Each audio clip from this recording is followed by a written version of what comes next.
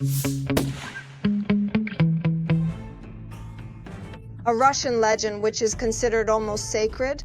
I saw American soldiers throwing away their M16 rifles and picking up the Soviet AK-47. The Kalashnikov assault rifle was a symbol of the USSR. It was drawn in children's pictures, made into plastic toys, and supplied by the tens of thousands to various African and Latin American countries. To this day, it even appears on the flags of some countries. In some African countries, children are given the name Kalash so that they may inherit the endurance of this weapon, and boys receive a Kalash as a gift as soon as they grow tall enough to match its length. But the pride of Russia is in fact stolen. The sacred symbol was disgraced by the USSR itself. Kalashnikov and his invention are one of the myths of the Soviet Union, like Pavka Korchagin, Pavlik Morozov, and all those Panfilov's men. Who actually created the legendary assault rifle. Why is Kalashnikov a fraud, and why did the Kalash become a legendary weapon? We'll tell you all about this and more in just a moment. AK and its modifications are the most widespread firearms in the world. They are in service in more than 100 countries, and there are over 100 million units of this rifle in existence. Kalashnikov is a whole family of weapons with many modifications, up to the newest K-12, which was adopted by the Russian army in 2018. Has anyone had the K-12 jammed during shooting practice? Yeah, that happened. Mine jammed. Yours jammed? Your rifle jammed? I also saw someone else's jam yesterday. Oh, the warrant officers jammed. There were feeding failures. Do you like the AK-12 rifle?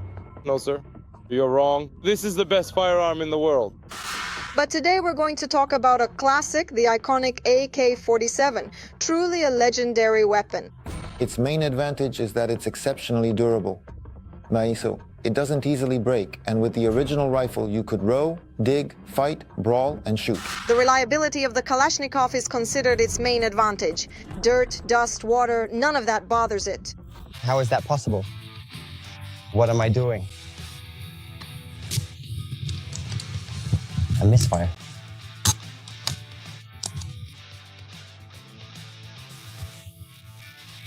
We still have a round in the chamber. Maybe now, let's see. It will finally fire. The Kalashnikov will keep working after being tested with water, mud, and sludge. If you have misfires or dirt gets inside, it's enough to just rinse it out. The Kalashnikov uses a Soviet unitary cartridge of 7.62 caliber. It's slower, less penetrating, but as it turned out during the Vietnam War, more reliable. Of course, the rifle wasn't perfect, but at the time it was a breakthrough model. The Kalashnikov rifle originally had a particular trait. It wasn't very accurate. That's why the AK-47 had to be equipped right away with a special compensator. A slanted cut that often puzzles people when they look at it. Since then, upgrades aimed at improving its accuracy have continued. The rifle instantly became iconic, and its designer, Mikhail Kalashnikov, was practically carried on people's shoulders. Foreigners, when they find out, they say, if you lived abroad, you would have been a multimillionaire by now. Everyone just thinks about those green bills. Aren't there other values? Mikhail Kalashnikov's invention brought him fame, but it did not bring him wealth. But he was very proud to have been awarded the highest state honors and to have a monument erected in his homeland during his lifetime. But are these honors and monuments truly deserved? Russian propaganda shouts that they are. But to answer this question, we need to talk a bit about the life of Mikhail Kalashnikov. According to Soviet legend, Kalashnikov, who was born into a large family as the 17th child, was interested in technology from a young age and had a 7th grade education. In fact, he saw a locomotive for the first time at the age of 17. But in 1930, the Kalashnikov family was dispossessed and exiled to the Omsk region.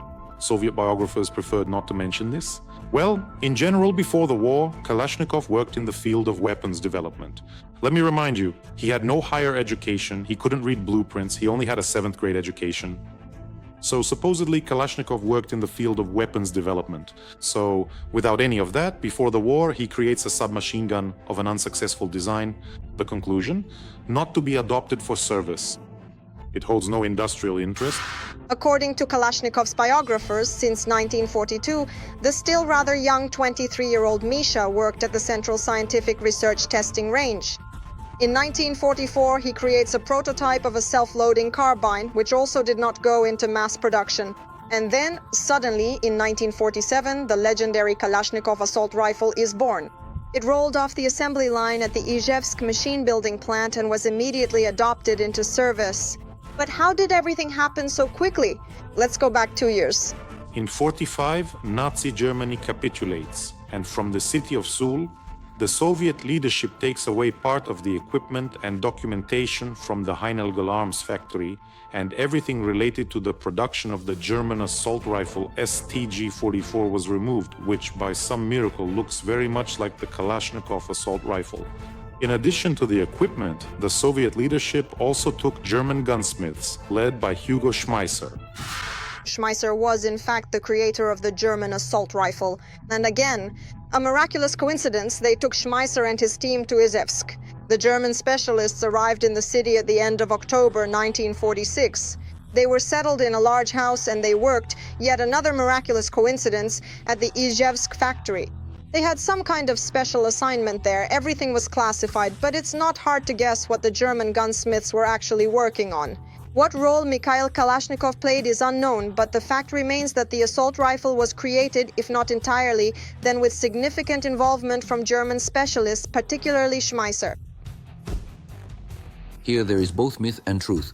Kalashnikov, of course, was involved in this grand project to create the rifle that would bear his name, but alongside the new weapon, the Soviet propaganda machine also needed a hero.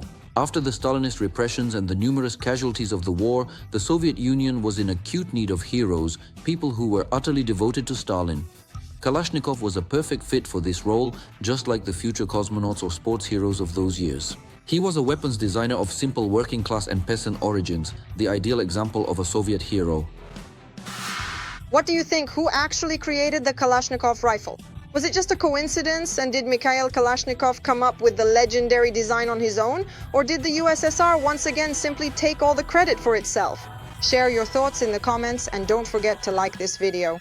And be sure to subscribe to our Arsenal channel so you don't miss out on all the most interesting content.